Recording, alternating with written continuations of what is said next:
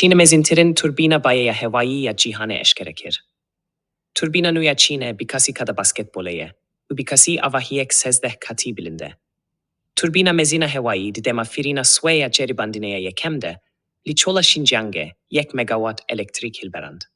Turbîna S1500 di kalikek ticî helyûmê de li ezmanan digere û li şûna birçên metalî bi kabloyan bi erdê ve girêdayî. Sevirana ve leçûna hilberîna elektrîkê bi rêceya sî jî sedî û karanîna materyalên avahîsaziyê bi rêceya çil jî sedî kêm dike. Çîn plan dike ku heta sala 2026 turbînan bi girseyî hilberîne.